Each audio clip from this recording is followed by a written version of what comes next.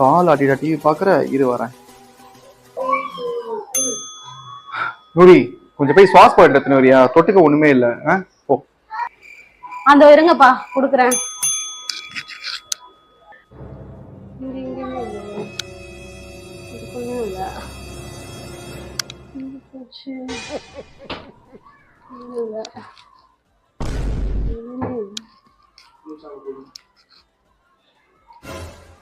ஊருக்காவாது